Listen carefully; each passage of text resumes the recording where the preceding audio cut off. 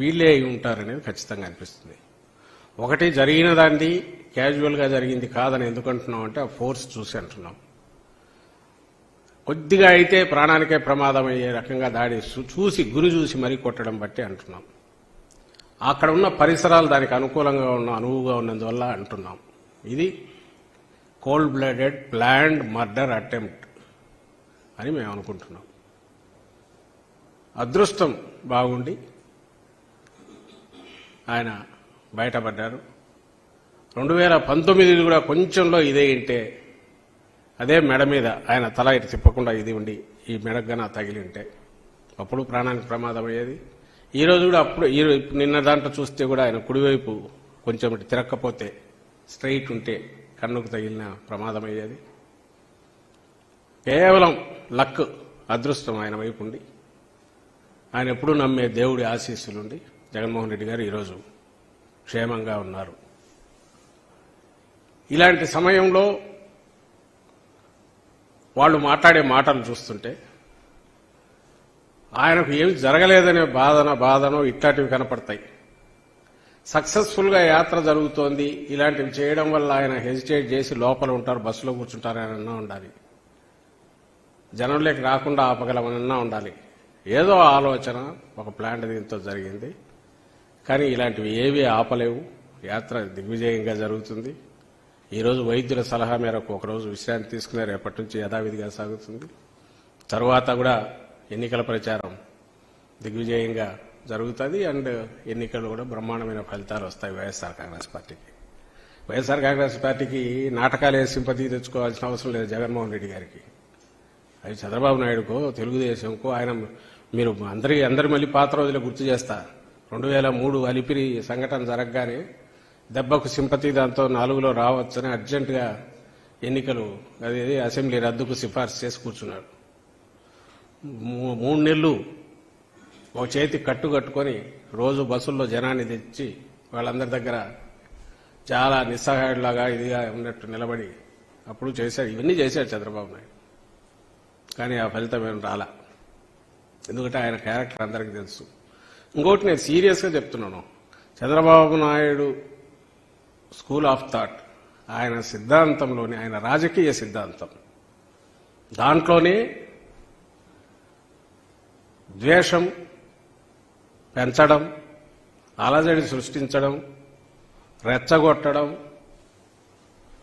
ఆ ప్రాసెస్లోనే వాళ్లతో ఏదో ఒకటి చేయించి ఆ దాంట్లో నుంచి తన లాభం సంపాదించుకోవడం, అధికారంలోకి రావడం. కానీ ఎన్టీ రామారావును కొట్టాలంటే లక్ష్మీపార్వతి రాగానే మొదలుపెట్టి ఓటు చేస్తాడు.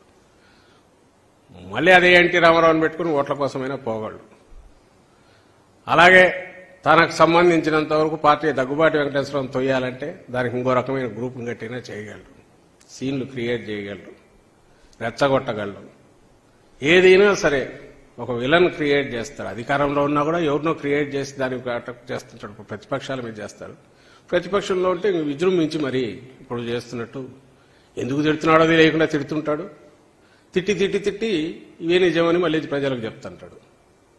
ఈయన లక్షణాలు ఏమున్నాయో అప్పట్లోనే మీరు చూస్తే దగ్గుబాటి వెంకటేశ్వరరావు రాసిందంట, ఆయన తోడలు రాసిన దాంట్లో ఉంది.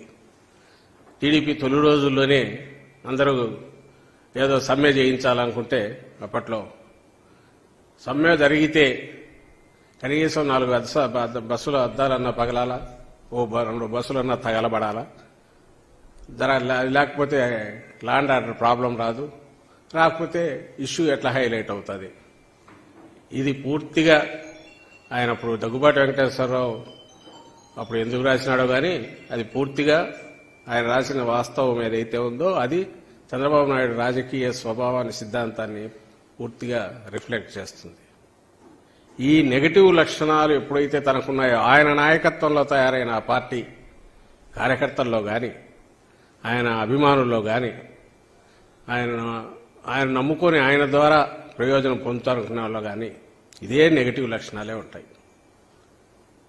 ఇది పథకం ప్రకారం ఎవడో ప్లాన్ చేసిన ఇది వెనక నుంచి ఆయన ఎంకరేజ్మెంట్ ఎంతుందో, ఆయన కొడుకు ఎంకరేజ్మెంట్ ఎంతుందో అనేది తర్వాత తెలిసిన ఆయనతో అనుసరిస్తున్న వాళ్ళకి స్వభావం ఉంటుంది. కాబట్టి లీడర్ సై అనగానే వీళ్ళు ఎవడో అందుకొనైనా ఉండొచ్చు.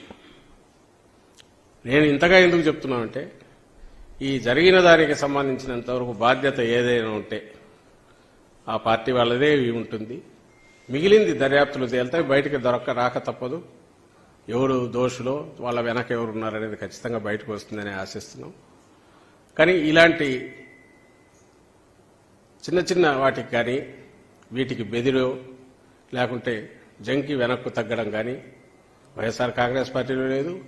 జగన్మోహన్ రెడ్డి గారి నాయకత్వం, ఆయన సిద్ధాంతం ప్రజలను నమ్ముకోవడం, ప్రజల కోసం నిలబడడం, ప్రజల్లో మమేకం కావడం, ప్రజలకు మంచి చేయాలని తపన పడడం, అధికారం అనేది ఒక బాధ్యతలాగా చూడడం ఏవైతే ఉన్నాయో మంచి లక్షణాలు అవన్నీ ఆయన నుంచి మా పార్టీకి ఉన్నాయి, కార్యకర్తల్లో ఉన్నాయి. కాబట్టి ఈరోజు కూడా ఎక్కడా ఎవరము ఎలాంటి రెచ్చిపోవడం కాకుండా సంయమనంతో కేవలం మౌన దీక్షలు, నిరసన కార్యక్రమాలు చేపడుతున్నామే తప్ప దీని గురించి పరుషంగా మాట్లాడో లేక ఇంకోటి చేసో చేయాలనే ఆలోచన ఇప్పుడు చేయట్లా.